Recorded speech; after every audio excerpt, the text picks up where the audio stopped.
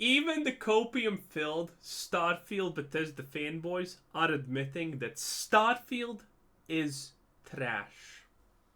Starfield has a problem. Over the past 2 months, it really feels like the community has gradually turned on the game. Following the Starfield Direct, That is only to be expected, honestly. Because, think about it.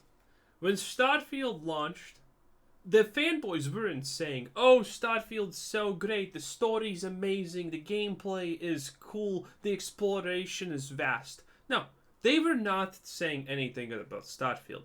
All the fanboys when Starfield launched, and until this point, the way they are trying to sell that Starfield is good to normal average people is by not saying what Starfield does awesome, but by saying, well, you know those people who are saying that Starfield's storyline is trash and written by a 10-year-old? Well, yeah, it's pretty bad, but it's not as bad as they are making it out to be. And that is the defense of Starfield. The game is not good, but the game is not as bad as people are saying it is. And when that happens to a game, I'm sorry, but there's just no chance that it's going to survive in the long run. some fans declared it the game of the year. But now, look at some of the popular Starfield communities and you'll find a complete opposite opinion. You can regularly find fans complaining about the game. What was that one? Starfield feels like it's regressed from the other Bethesda games. Yeah, this is what I have been saying about Starfield for a long time. 1 step forward, 3 steps back. Starfield takes mechanics from other Bethesda games that people liked, and it somehow ruins them. It just somehow ruins them. The talent point system, the exploration, the survival systems, the everything. It takes things that people like from other titles and then just makes them bad. Complaining about the game, and it seems like a lot of this isn't just noise. The review scores for Starfield have been dropping to a pretty extreme degree, and it really seems like a course correction is desperately needed here from Bethesda, although even despite that, the updates you've been getting from them just continue to be bizarre. And oh yeah, did I mention that Starfield has a big mod problem? As it seems like this time around, even modders may have some problems fixing some of the major issues with the game. With that said, I think most of us could agree Starfield's a great game. It has great story content and just overall a boatload of content for the amount of... Now, Starfield's sad story content. It's the worst role-playing experience in the game. At no point does Starfield even try to sell the fact that something... at no point Starfield just tries to even sell you the fact that something is important as important. You enter Starfield. Why is it important? Well, because it's the main storyline, you dingus, obviously. You know, you can't get an in-game explanation from anyone while joining Starfield is supposed to be cool or interesting or anything. They're just pretty much like, oh, yeah, you're Starfield now. Have fun. And that's it. It's dumb. Of money it does cost, especially if you're playing on Game Pass, but it is absolutely a flawed game. And I think the more hours you put into it, the more that becomes apparent. It seems like the sentiment is being echoed throughout the community because players are just unhappy with Starfield, and you can see this reflected in several metrics now. The Steam reviews provide the clearest picture of that. As of right now, Starfield is the lowest rated mainline Bethesda Game Studios game on Steam, which, yeah, let that sink in. Starfield is rated lower than Fallout 76 as well as all of the other major releases. Fallout 76 at least had gunplay, gun variety, and, well, that's pretty much it. But that's more than Starfield has to offer, and it had way less loading screens, okay? It was a buggy mess, but those bugs were at least entertaining, and they made the game better because it was so shit. It's still shit, by the way. Releases from Bethesda. And it's not like this is getting better. Very shortly, Starfield's likely to switch to mixed overall, as opposed to mostly positive where it sits right now. This will be the first mainline Bethesda Game Studios game to have that rating on Steam. And it's not like this was a one-off review bomb that cratered the score. No, the Starfield reviews have actually been getting worse over time, especially as of late. More than half of the recent reviews are negative for Starfield, and if you look at Starfield's rating for all... The reason, by the way, this is happening is because a lot of Bethesda is a household name amongst gamers, right? Most people know what Bethesda is. But the reality is there's a bunch of casual people who just, game, they don't check out YouTube, they don't care about any of this. They're like, oh, this is a popular game, I'll buy it. They don't know about anything that's happening currently with Starfield. They don't know about the reviews, they don't know about the discussions. They just try the game for themselves and they're like, oh, it roughly takes 30 minutes to figure out that this game is shit. For any normal player. And bam, they just dislike it because it's bad. That's it. Simple. And it's gonna keep going down. Because the majority of players do not like Starfield. It's really, really bad.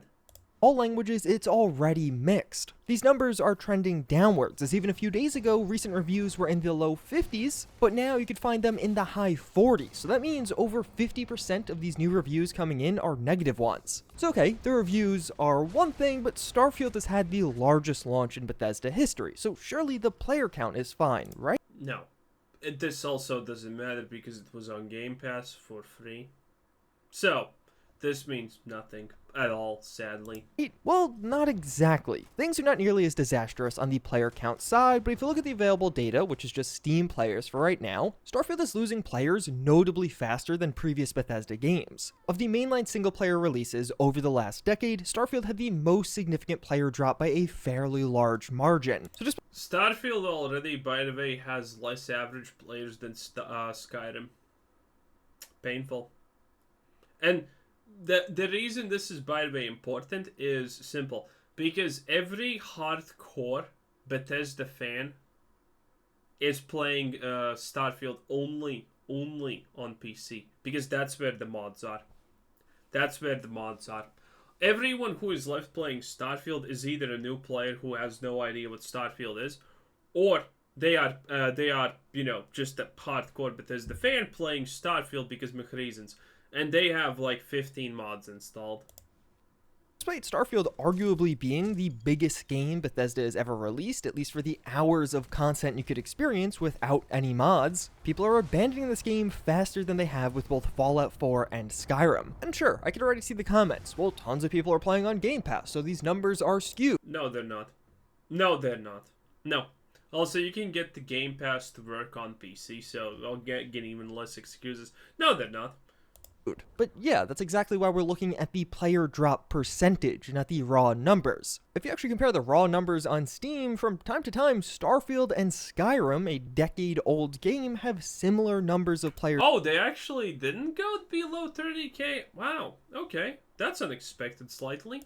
Playing them. Typically better than expected, which is still horrible, but still. Starfield will peak higher towards the end of the day, but still, that's not a great look for your brand new RPG. And if anything, you'd have to imagine Game Pass players are leaving even faster. The vast majority of people on Steam seemingly paid $100 to play Starfield early. If instead this was just included with your Game Pass subscription, I would have to imagine that you're going to stop playing Starfield much faster because the cost to enter to start playing was much lower for you. And although Xbox does not share concrete player numbers, we do know that Starfield is still one of the top played games on Xbox. This is also stupid because look at this. Apex Legends and Call of Duty? Bro, Xbox just doesn't have games to play here. Look at this shit. Rainbow Six Siege, Minecraft, and Starfield. Everyone knows that if you want to play games, you don't buy an Xbox. What's the reason to buy an Xbox as a console? None. Absolutely none. It doesn't have any good games, and this kind of shows it.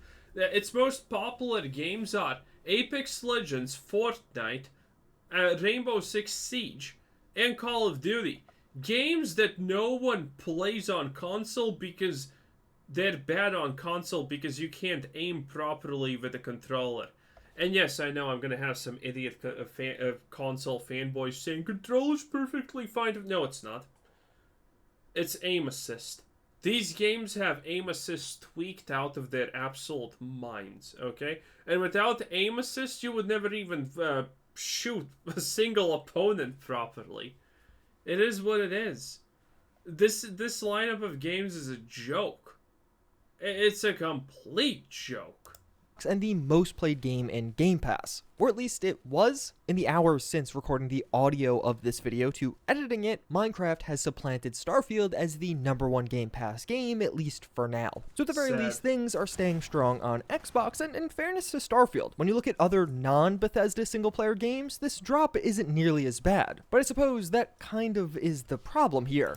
I mean, this is 3% drop. I know it looks huge, but that's because someone is really trying to lie with you with statistics. Okay? Like, look at this. This is a difference of 3%, and it looks like it's a difference of almost 50. This is called lying with statistics.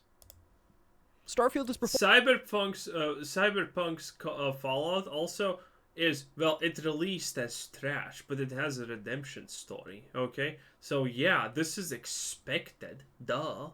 Performing much more like a typical single-player RPG, and unlike past Bethesda games, which tend to have this special, almost magical staying power. And a lot of the times, why these games have that staying power is mods. But unfortunately, even mods are shaping up to be a pretty large issue for Starfield, despite being described as a modder's paradise. If you go to any of the major modding communities for Starfield right now, you'll find many prominent mod authors, probably a bunch of names you'll recognize from past mods for Fallout 4 and Skyrim, voicing concerns about the game and its modability. And in preparation for this video, I spoke to several of these prominent users to find out exactly what is going on. And this even got to the point where just a couple of weeks ago, Nexus Mods themselves published an article detailing some of the issue with Starfield mods and their potential fixes. I mean, why would Bethesda care about the modders not having an easy time? They're gonna mod it anyway. They have always been free labor for Bethesda. Well, do you think it's gonna stop? No, some of these people don't even know what to do with their lives if they're not modding Bethesda games. Like, more than half of the mod makers, their whole life revolves around just making mods for Bethesda games. Without that, they probably would delete their Minecraft characters, honestly. But from my experience speaking with mod authors, the modability of Starfield's game engine was described. It's like the Bethesda modders are like Bethesda fanboys, right? You can hit them, you can whip them, you can emotionally abuse them, you can do whatever you want with them. They're still at the end of the day gonna smile and ask for more from Bethesda. As hostile. Things are far more difficult to navigate compared to modding Fallout 4 and Skyrim, even at the same point shortly after release. And this is a big contributing factor as to why the modding scene for Starfield, despite getting tons of content, still does kind of feel gimped. Like many of the mods that we are getting are just a bit simpler compared to even at the same point with Fallout 4. Part of this issue is the hostile nature of the reason that is because the modders first need to actually go around the fact that the base game is atrocious. Like, they did not even properly... Have you played Starfield? The inventories don't even work properly. The inventory management system is, like, atrocious. When you're looting a dead body, you see the body's weight for some reason. You can't even see yours. So you have no idea if you loot this thing, will you be over encumbered or not? And most of the time you are gonna be over encumbered. Like, the sell menus on things are horrible. The wait times, the loadouts, the everything. Just traversing your inventory is a hassle. You go up to the ship, you press E, and congratulations, you don't open the ship. You actually just took something out or put something in that you have no idea what it is, and you have no chance to actually figure it out because everything's a giant mess. They need to first start fixing those things before they can actually fix the game. Code and a lot of the older mod tools that worked for Fallout 4 and Skyrim not working for Starfield. It's not like this is a simple fix. This would take months to years of effort to get them working again due to some of these changes being just not super mod friendly. And to get a bit more specific, one of the core issues with Starfield mods is this mapping or plugin problem. Everything in Starfield and even past Bethesda games has a form ID. You ever click on something in game with the console open and see those numbers? That's part of that ID. Plugins, which are basically all of the mods you download and even some of the core game files, are assigned form IDs, that little number or letter combination that goes next to them. This is how your mod list identifies mods and core game plugins, and they could even interact with each other. The problem with Starfield is the way these plugins are mapped to each other can be broken far more easily, even as just a result of changing your load order. So let's say Bethesda releases Starfield DLC 1, shifting down all of your plugins and changing up the order. Well, simply by doing that, several of the mods in your load order may have just been broken. This is something that you could easily and quickly do with past games, but with Starfield it creates much larger issues, because all of the form ID references that your mods were using are switched around, and it'll be attempting to edit the wrong masters. Right now, this isn't a huge problem, because Starfield's core plugins are fixed in place. But the second you get DLC, and some people don't get DLC, so their load orders will be different from one person to another, this will become an issue. But perhaps that's the silver lining here. Things are so messed up right now with form IDs and this mapping problem that even Bethesda releasing official DLCs would break things, meaning that they basically have to fix this, and it likely will be resolved by the time official mod tools come out. But why would Bethesda fix that? Sounds like a non-issue for Bethesda. Fortunately, that's not the only problem. There's also issues with ESL files. These are some of those newer mod files that don't occupy a slot in your load order, meaning that you could have more of them. The only restriction being that these are smaller files, so it's only going to be able to be used. Oh yeah, the problem there is the mod transfiguration is not applying correctly to the mod calculation tool, and that puts everything out of load order. So, essentially it works like this. When you install the big hot boob mode for Starfield, it doesn't transactionalize with the weapons mod correctly, and it tries to load the boobs on the weapons, and there you have it. That's the problem. Yeah, that's the issue with modding, and they're trying to fix it by adding more transitional power to the retractor reactor. Yeah. Used for smaller mods that can take advantage of this file type. But for some reason, with Starfield, Bethesda relegated ESL files to a totally separate load order. So now the game has one load order for some of your traditional plugins, but then a separate load order for light plugins, those being those ESL files. And if you switch a mod from one list to another, things that's 100% probably intentional. Will break. If a mod outgrows everything that Starfield has screwed up, I think is intentional, just to make fun of the fanboys. Its ESL packaging and switches to an ESP, as those files do have more storage, anything that was dependent on that mod will now be broken and must be reworked. The exact same process was seamless with Fallout 4 and Skyrim. So simply put, after speaking with several mod authors, modability was not a development goal with Starfield, especially when you compare this to past Bethesda games. And for a lot of mod authors, this has been incredibly frustrating, to the point where some of the mod authors I spoke to who have already released mods for Starfield just quit. A lot of this has to do with Todd Howard in interviews talking about Starfield as a modder's paradise, but in reality it's almost the exact opposite of that, and actually far more difficult to mod compared to past games. As it was described, how the most moddable parts of Starfield aren't actually Starfield. It's a carryover from Fallout 4. A lot of the new systems that were added for Starfield, or some of the carryovers from Fallout 76, have far more limited and minimal modding capabilities, with one of the biggest issues being mod to mod compatibility. Like yeah, if you just want one mod to edit the Outpost system, that may be able to work quite nicely, but the second you want to add a second mod, things devolve very quickly with how Starfield is built compared to past games, and as a result, you'll likely need a lot of patches to make sure mods can work together nicely. But even with these glaring issues in mind, that doesn't mean things will be a disaster. Like, yeah, as of right now, Starfield modding is definitely weaker compared to previous games, even at the same point immediately after release, but a year from now, we might see some of the best mods ever once official tools drop, right? Well, maybe. The simple reality is that just for Elite, Starfield is truly amazing, though. The players are unhappy, the role players are unhappy, the fanboys are unhappy, the modders are unhappy. Microsoft is probably regretting their decision to buy Bethesda really much. $8 billion, very, very poorly spent. Todd Howard is probably not happy because his days in this company are probably numbered at this point. People who are expecting Elder Scrolls 6 are unhappy because there's a lot of people who are currently thinking, okay, do I even want to buy Elder Scrolls 6? Because it's made on the same engine as this garbage.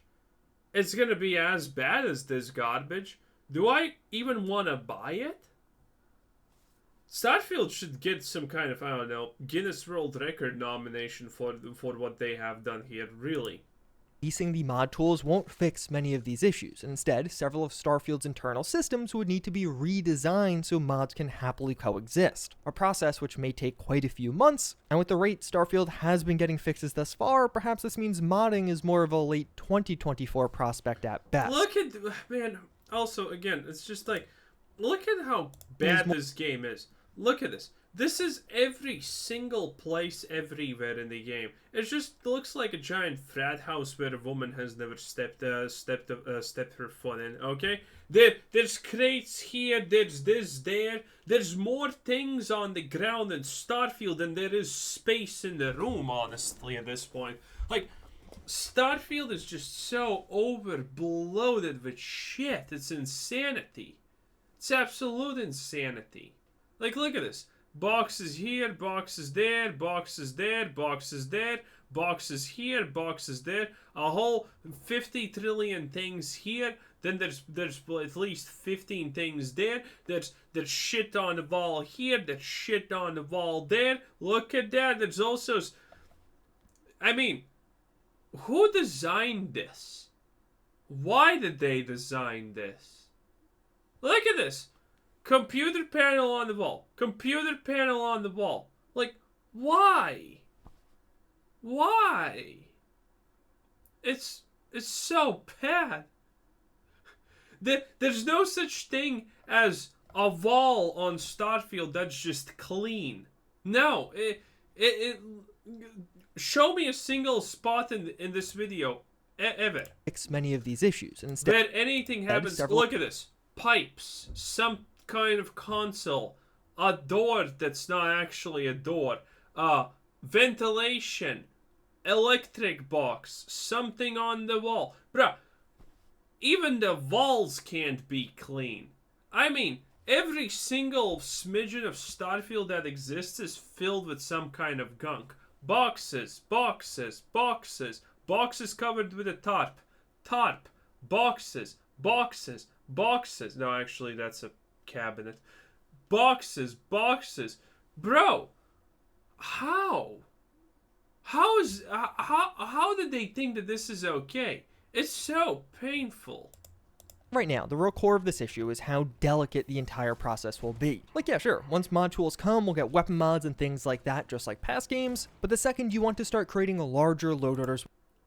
I wonder if anyone can even find, okay, except in New Atlantis, can anyone even find a single AI-generated outpost that has a vault that has nothing on it? Is that even possible? With Starfield, problems will arise. Like, even as a simple example, if you want to edit multiple things about this room from two different mods, like if one mod moves this chair and then another mod moves this shelf, those two mods won't be compatible. Instead, you'll need a patch to make sure they're both compatible. This was not an issue whatsoever with past games, and you could extrapolate that very issue to many of Starfield's internal systems. And while limited modability definitely will contribute to some of the issues with Starfield, it's not the only explanation for this declining review score, as I think another core issue here is... Look at this. This is supposed to be a landing zone or something.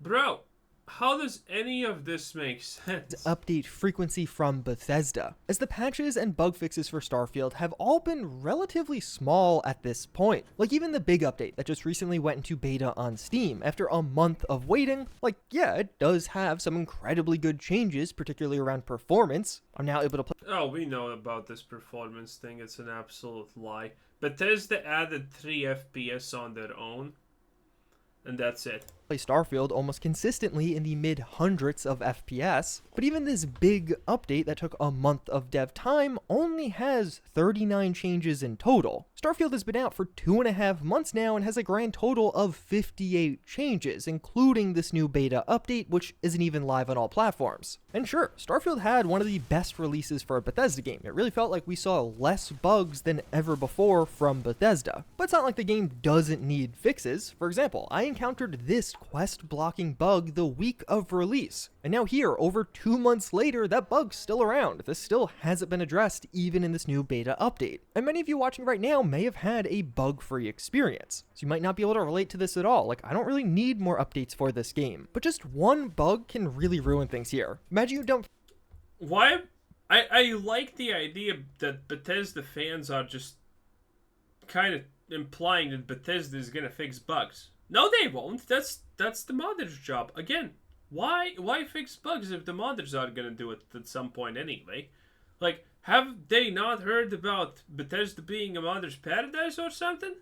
Have they not been paying attention? When was the last time Bethesda fixed a bug in a Bethesda game that did not interact and make the shop experience negative? That's right, never. Never.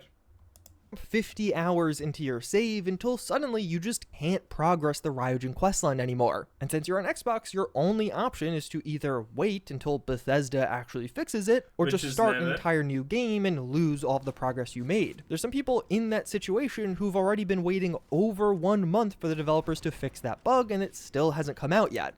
Yeah, because it's the modder's job to fix it. I could definitely see how even just a singular bug in a situation like that can really turn a user off from this game. And as far as why some of these updates to Starfield are so small, I honestly have no idea. Bethesda is a large company, and perhaps there's just a bunch of large, but very incompetent. power devoted to Starfield DLC, or maybe even fixing some of those mod issues I just talked about. But the size of these patches and the gaps in between them just feel rough, especially when you're talking about progress blocking bugs that are affecting main quest lines in the game. These are top priority issues that people have been dealing with for months now. And even when it comes to some of the core issues, and they're gonna have to deal with them for another year, baby. Of Starfield, around exploration, the encumbrance of load screens, and really just the general content distribution being frustrating for a lot of players, I don't know how Bethesda could fix a lot of those problems. Like, yeah, we can get more and closer points of interest on planets, so planetary exploration feels a lot more interesting and rewarding, but that would require... You're telling me I would be just able to get my loading screen faster? I don't know if that's honestly a selling point or a non-selling point at this point. You know, because if they just removed the walking distance, because this is what Starfield is, a walking simulator. You get out of your ship and, well, you just turn on the scanner and check in which way the objective is, and guess what? You just run in that direction.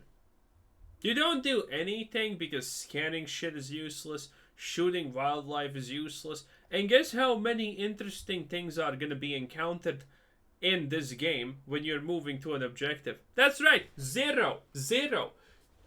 And those 342 meters, the player will never encounter anything worthwhile, anything that should even be remotely close to worth stopping for. Okay? And when he gets to that location, it's just going to be a loading screen. That's it. It's just going to be a loading screen. And guess what's going to be beyond that loading screen? Something that he has already seen, probably. On a completely different world, on a completely different galaxy. It's just going to be the same shit he has already seen, because there's like 3 tile sets to work with when creating an RNG location. So, whenever you see your third objective of the same type, be it cave, be it laboratory, be it whatever, you have already experienced it, and you can painfully see that you have already been in there. Require a lot of content to get things feeling... Like, look at this. He's gonna... you're playing this game for the first time, you're probably thinking, oh my god, I'm gonna get over that hill. It's gonna be lit. There's gonna be something cool there. And you get over that hill, and you know what happens? You're like, oh, there's nothing. But there's another hill, and then you go over it, and there's another hill, and you're like, okay, this is it. This is where the fun starts. You get over the hill, and it's like, more rocks. But there's a third hill, and there you go. That's the Starfield experience. Fresh. And I don't know if it's realistic to expect that we're going to get that amount of extra content Please show us what's over the hill. Free just from updates. The main issue I have with Starfield is just how segmented... Bam! Nothing. There's nothing. That is your objective. That's where you want to run. That's where you were running off in the first place. And what's around it? A giant, ginormous, absolute nothing. Only a fool would not go a straight line in Starfield. It feels. Only a fool goes a straight line in New Vegas. Or almost any Fallout game, honestly. You fast travel from a quest location to another quest location, and that organic interaction in between just feels a bit more lost here. Instead of wandering around random streets making surprising discoveries, you spend a lot more time just looking at load screens. Thankfully, these are often really fun pictures I took, but I for one would have loved to see a couple of planets have multiple major cities on them. I think that would have gone a long way to making things feel a bit more interconnected and getting away from some of those load screens that become incredibly prevalent. Maybe that is a direction they'll go in with the DLC, and I personally would love that, but for the base game, you can't really...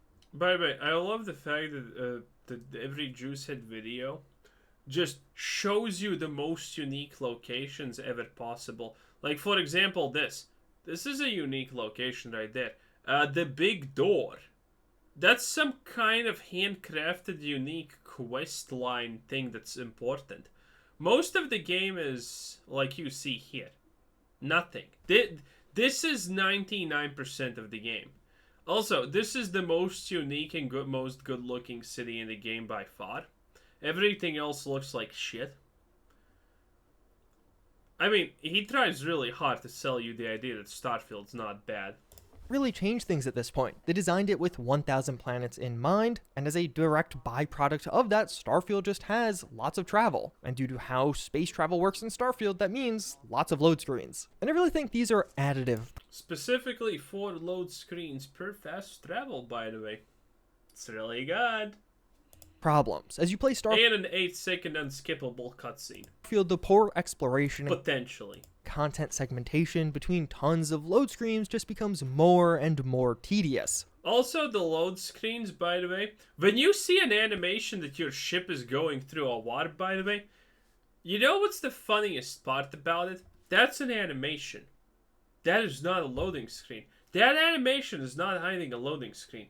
The load screen starts after the animation.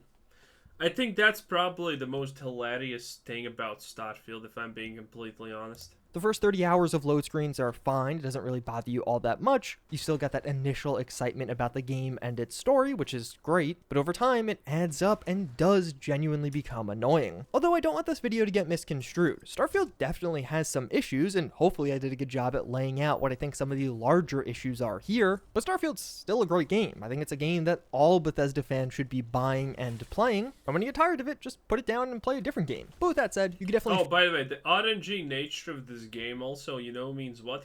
Well, these creatures are going to be RNG. The levels are going to be RNG. So you can easily get into a situation where you land on a planet and the alpha predator of that world is a slow 1 meter an hour moving larva that takes 50 shots to kill from your strongest weapon because it's like level 70 or something.